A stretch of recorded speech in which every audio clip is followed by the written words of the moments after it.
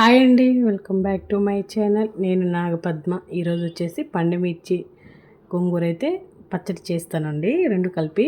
చూడండి, చక్కగా ఏం చేద్దామంటే శుభ్రంగా కడిగేసి 2 కట్టల గోంగూర అయితే తీసుకున్నాను. కడిగేసి ఒక కడాయి తీసుకొని ఆయిల్ వేసేసుకొని పండుమిర్చి అయితే ఫ్రై చేసిద్దాం. ఇది నిల్వ పచ్చడి కాదండి, ఎప్పటికప్పుడు ఇన్స్టెంట్గా తినడానికి చాలా టేస్టీగా ఉంటుంది. సో ఇప్పుడు ఏం చేద్దామంటే ఇవి టప టప టప పేలుతున్నాయని నేను చక్కగా ముక్కలు ముక్కలుగా తుంచేసి వేసి ఫ్రై చేసేసాను. ఇదే ఆయిల్లో మనం ఏదైతే తీసుకున్నానో గోంగూర దాన్ని కడిగేసి ప్లేట్లో ఉంచుకున్నాను కదండి, అదైతే కడాయిలోకి అయితే ట్రాన్స్ఫర్ చేసేసుకుందాం. మంచిగా వేయాలండి, దీంట్లో ఐరన్ బాగా ఉంటుంది కదండి. గోంగూర చక్కగా టేస్టీగా ఉంటుందండి. నేను చెప్పిన విధంగా సింపుల్గా టేస్టీగా చేసుకోండి, చాలా టేస్టీగా ఉంటుంది. ఇంకో విషయం ఏంటంటే మీకు ఏదైనా డౌట్స్ ఉన్నా నాతో షేర్ చేసుకోండి. నేను కామెంట్ రూపంలో అయితే మీకు సమాధానం అయితే ఇస్తానండి. మీకు ఎలాంటి డౌట్స్ ఉన్నా నేను రిప్లై ఇస్తాను. సో నెక్స్ట్ ఏం చేద్దామంటే కడాయి పెట్టుకొని 1 స్పూను మెంతులు, 1 స్పూను ఆవాలు అయితే వేయించేసుకున్నాను. చూస్తున్నారు కదా, ఎంత పెద్ద కట్టలు తీసుకున్నా సరే గోంగూర ఉడికేసరికి కొంచెం కూడా అవ్వదండి. చూస్తున్నారు కదా, మొత్తం ఆయిల్లో ఫ్రై అయిపోతుంది.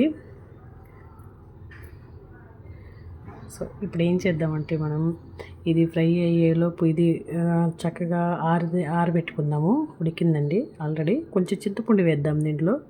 నేను ఎక్కువ చింతపండు అయితే వేయట్లేదు, ఆల్రెడీ గోంగూర పుల్లగా ఉందని. టమాటాలు కూడా వేయలేదండి.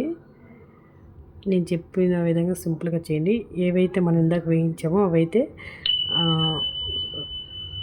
వేడి తగ్గిన తర్వాత సో అల్లం ముక్క, పండుమిర్చి, ఉల్లిపాయ, వెల్లుల్లి, జీలకర్ర అన్నీ కలిపేసి ఆ గోంగూర కూడా హీట్ తగ్గాక మిక్సీ అయితే పెట్టేసుకుందాం. చూస్తున్నారు కదా, నేను చెప్పిన విధంగా కచ్చపచ్చగా అయితే వేసుకోవాలి. మెత్తగా అయితే వేయొద్దండి, టేస్ట్ చేంజ్ అవుతుంది. ఒక్కోసారి చేదుగా కూడా వస్తుంది. కచ్చపచ్చ మన రోట్లో ఎలాగైతే దంచుతామో అలా వేసుకోవాలి. ఇప్పుడైతే కడాయి పెట్టుకొని దాంట్లో ఆయిల్, తాలింపు గింజలు, ఎండుమిర్చి, వెల్లుల్లి రబ్బలు, ఆనియన్ వేసేసుకుని ఫ్రై చేసేసుకుందాం.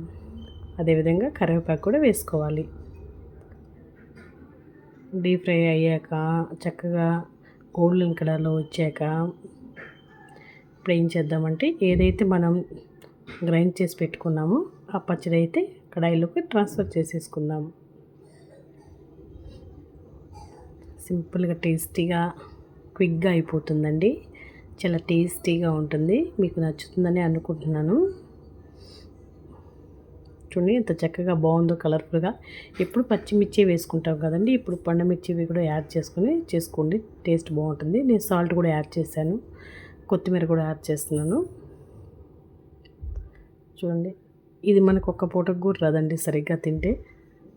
సో నేనైతే తక్కువ క్వాంటిటీలో చేశాను కాబట్టి నాకు సరిపోతుంది. మీకు ఇంకా ఎక్కువ కావాలంటే మీకు కారం కానీ ఉప్పు కానీ సరిపోతే మీరు యాడ్ చేసుకోవచ్చు. అయితే అయిపోయిందండి. Thank you so much.